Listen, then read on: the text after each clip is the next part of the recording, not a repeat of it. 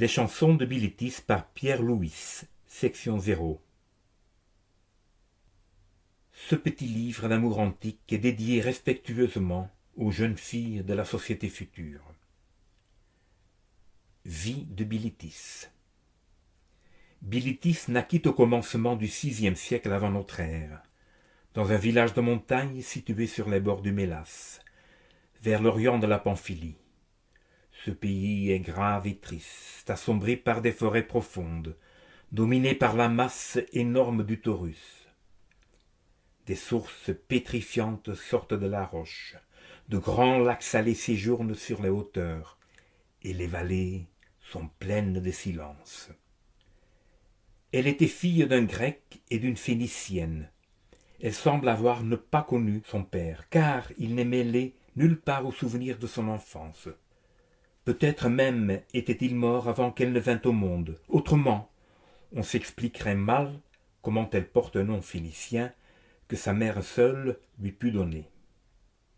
Sur cette terre presque déserte, elle vivait d'une vie tranquille avec sa mère et ses sœurs.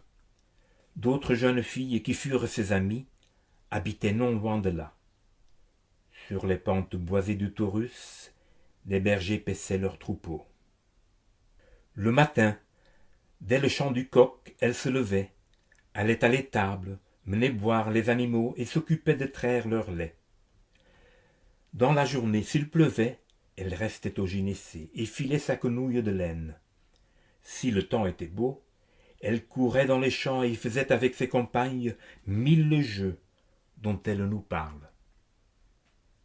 Bilitis avait à l'égard des nymphes une piété très ardente. Les sacrifices qu'elle offrait, presque toujours, étaient pour leur fontaine. Souvent même, elle leur parlait, mais il semble bien qu'elle ne les ait jamais vues, tant elle rapporte avec vénération les souvenirs d'un vieillard qui, autrefois, les avait surprises. La fin de son existence pastorale fut attristée par un amour sur lequel nous savons peu de choses, bien qu'elle en parle longuement. Elle cessa de le chanter dès qu'il devint malheureux. Devenue mère d'un enfant qu'elle abandonna, Bilitis quitta la Pamphylie d'une façon assez mystérieuse et ne revit jamais le lieu de sa naissance. Nous la retrouvons ensuite à Mytilène, où elle était venue par la route de mer, en longeant les belles côtes d'Asie. Elle avait à peine 16 ans, selon les conjectures de M.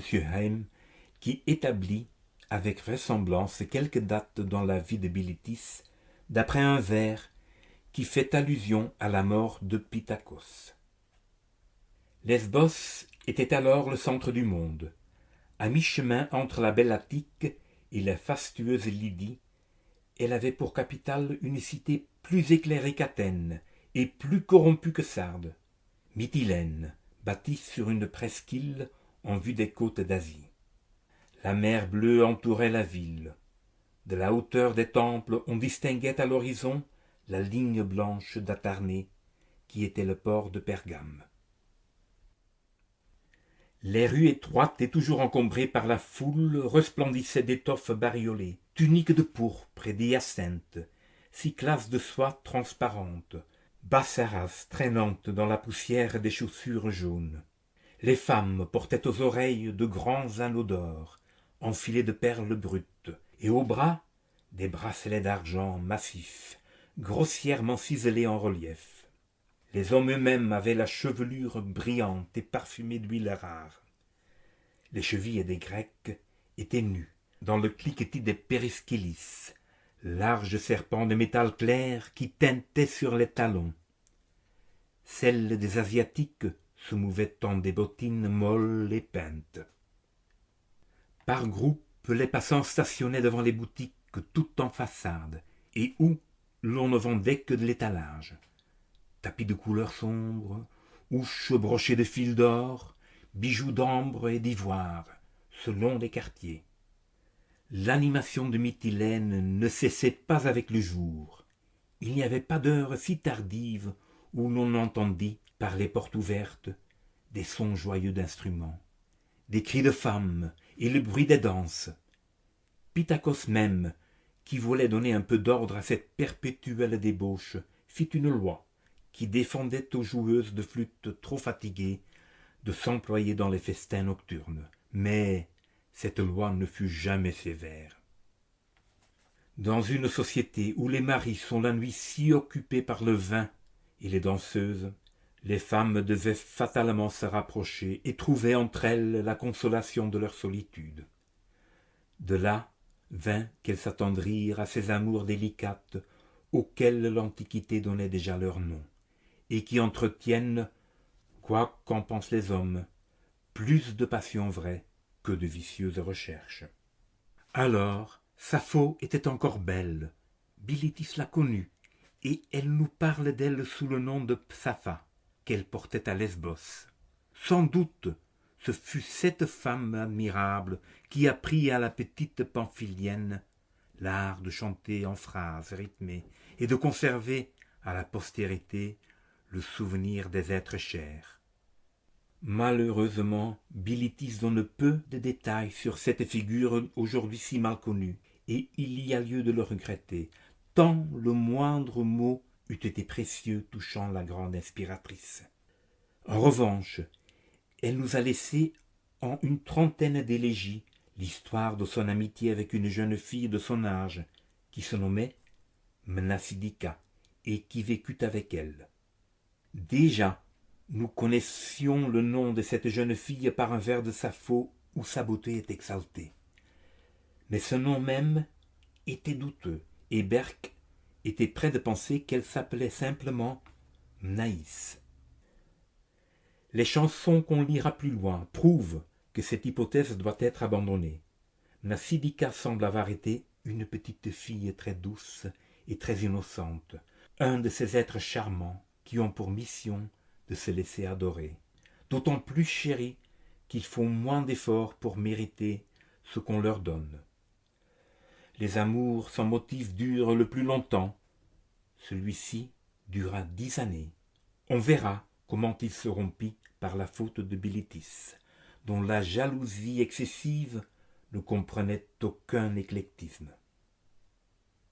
Quand elle sentit que rien ne la retenait plus à Mytilène, sinon des souvenirs douloureux, Bilitis fit un second voyage. Elle se rendit à Chypre, île grecque et phénicienne, comme la Pamphylie elle-même, et qui dut lui rappeler souvent l'aspect de son pays natal. Ce fut là que Bilitis recommença pour la 3e fois sa vie, et d'une façon qu'il me sera plus difficile de faire admettre, si l'on n'a pas encore compris à quel point l'amour était chose sainte chez les peuples antiques. Les courtisanes d'Amaonte n'étaient pas comme les nôtres, des créatures en déchéance, exilées de toute société mondaine. C'étaient des filles issues des meilleures familles de la cité, et qui remerciaient Aphrodite de la beauté qu'elle leur avait donnée, en consacrant au service de son culte cette beauté reconnaissante. Toutes les villes qui possédaient, comme celle de Chypre, un temple riche en courtisanes, avaient à l'égard de ces femmes les mêmes soins respectueux.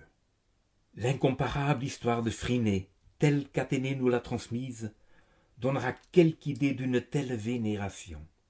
Il n'est pas vrai qu'il périt du besoin de la mettre nue pour fléchir l'aréopage. Et pourtant, le crime était grand, et l'avait assassinée. L'orateur ne déchira que le haut de sa tunique et révéla seulement les seins. Et il supplia les juges de ne pas mettre à mort la prêtresse et l'inspirée d'Aphrodite. Au contraire, des autres courtisanes qui sortaient vêtues des cyclas transparentes à travers lesquelles paraissaient tous les détails de leur corps. Phryné avait coutume de s'envelopper même les cheveux dans un de ces grands vêtements plissés dont les figurines de Tanagre nous ont conservé la grâce. Nul, s'il n'était de ses amis, n'avait vu ses bras ni ses épaules, et jamais elle ne se montrait dans la piscine des bains publics. Mais un jour, il se passa une chose extraordinaire. C'était le jour des fêtes de l'Eusis. 20 000 personnes, venues de tous les pays de la Grèce, étaient assemblées sur la plage, quand Phryné s'avança près des vagues. Elle ôta son vêtement. Elle défit sa ceinture, elle ôta même sa tunique de dessous. Elle déroula tous ses cheveux et elle entra dans la mer. Et dans cette foule, il y avait Praxitèle qui, d'après cette déesse vivante, dessina l'Aphroditê de Cnidé, et Apelle qui entrevit la forme de son Anadyomène. Peuple admirable, devant qui la beauté pouvait paraître nue, sans exciter le rire ni la fausse honte. Je voudrais que cette histoire fût celle de Bilitis, car, en traduisant ses chansons, je me suis pris à aimer l'Amnide de Mnasidika. Sans doute, sa vie fut tout aussi merveilleuse. Je regrette seulement qu'on n'en ait pas parlé davantage et que les auteurs anciens, ceux du moins qui ont survécu, soient si pauvres de renseignements sur sa personne. Philodème, qui l'a pilé 2 fois, ne mentionne pas même son nom. À défaut de belles anecdotes, je prie qu'on veuille bien se contenter des détails qu'elle nous donne elle-même sur sa vie de courtisane. Elle fut courtisane, cela n'est pas niable, et même ses dernières chansons prouvent que si elle avait les vertus de sa vocation, elle en avait aussi les pires faiblesses. Mais je ne veux connaître que ses vertus. Elle était pieuse et même pratiquante. Elle demeura fidèle au temple tant qu'Aphroditê consentit à prolonger la jeunesse de sa plus pure adoratrice. Le jour où elle cessa d'être aimée, elle cessa d'écrire, dit-elle. Pourtant, il est difficile d'admettre que les chansons de Pamphylie aient été écrites à l'époque où elles ont été vécues. Comment une petite bergère de montagne eût-elle appris à scander ses vers selon les rythmes difficiles de la tradition éolienne?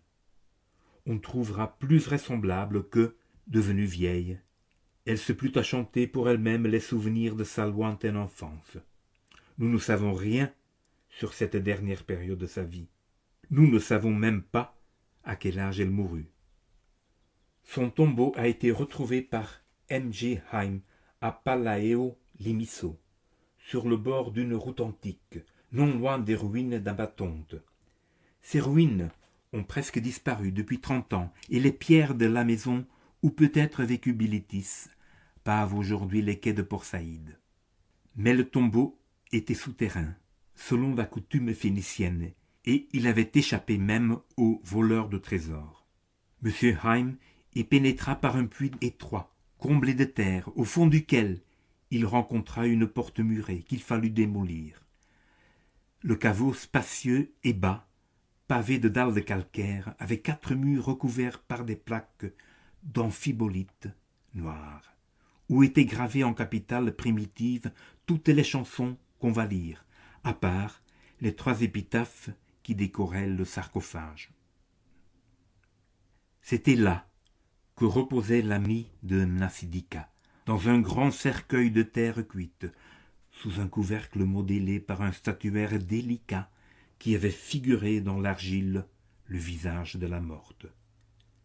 Les cheveux étaient peints en noir, les yeux à demi fermés et prolongés au crayon comme si elle eût été vivante, et la joue à peine attendrie par un sourire léger qui naissait des lignes de la bouche. Rien ne dira jamais ce qu'étaient ses lèvres, à la fois nettes et rebordées, molles et fines, unies l'une à l'autre, et comme enivrées de se joindre. Les traits célèbres de Bilitis ont été souvent reproduits par les artistes de l'Ionie, et le musée du Louvre possède une terre cuite de Rhodes qui en est le plus parfait monument, après le buste de Larnaca. Quand on ouvrit la tombe, elle apparut dans l'état où une main pieuse l'avait rangée 24 siècles auparavant. Des fioles de parfum pendaient aux chevilles de terre, et l'une d'elles, après si longtemps, était encore embaumée.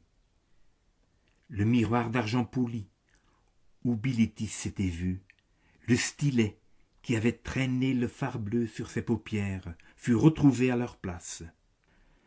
Une petite Astarté nue, relique à jamais précieuse, veillait toujours sur ses bijoux d'or et blanc comme une branche de neige.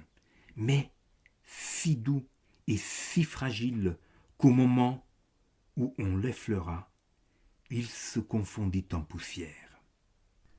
Section 1. Bucolique en Pamphylie. Avivemi to melisma, que in siringi melisto, kin avlo la leo, kin zonaki, kin plai avlo. Théocrite. 1. L'arbre. Je me suis dévêtu pour monter un arbre. Mes cuisses nues embrassaient l'écorce lisse et humide. Mes sandales marchaient sur les branches. Tout en haut, mais encore sous les feuilles et à l'ombre de la chaleur, je me suis mise à cheval sur une fourche écartée, en balançant mes pieds dans le vide. Il avait plu. Des gouttes d'eau tombaient et coulaient sur ma peau. Mes mains étaient tachées de mousse, et mes orteils étaient rouges à cause des fleurs écrasées. Je sentais le bel arbre vivre quand le vent passait au travers. Alors je serrai mes jambes davantage, et j'appliquai mes lèvres ouvertes sur la nuque chevelue d'un rameau. 2. Chant pastoral.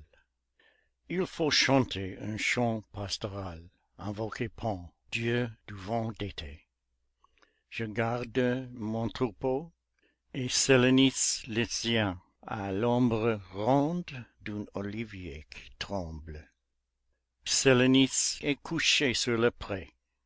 Elle se lève et court, ou cherche des cigales, ou cueille des fleurs avec des herbes, ou lave son visage dans l'eau fraîche du ruisseau.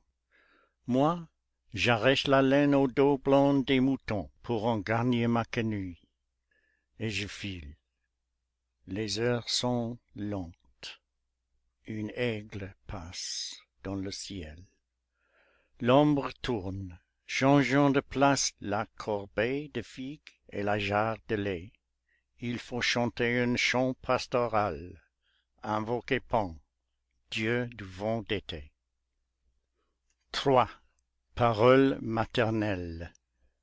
Ma mère me baigne dans l'obscurité. Elle m'habille au grand soleil et me coiffe dans la lumière. Mais si je sors au clair de lune, elle serre ma ceinture et fait une double nœud. Elle me dit, joue avec les vierges, danse avec les petits enfants, ne regarde pas par la fenêtre, fuis la parole des jeunes hommes et redoute le conseil des veuves. Un soir, quelqu'un, comme pour toutes, te viendra prendre sur le seuil au milieu d'un grand cortège de tympanons sonores et de flûtes amoureuses. Ce soir-là, quand tu t'en iras, Pilito, tu me laisseras 3 gourdes de fiel, une pour le matin, une pour le midi, et la 3e, la plus amère, la 3e pour les jours de fête. 4. Les pieds nus. J'ai les cheveux noirs le long de mon dos et une petite calotte ronde. Nous espérons que vous avez apprécié cet aperçu. Pour continuer à écouter ce livre audio sur Google Play Livres, utilisez le lien dans la description de la vidéo.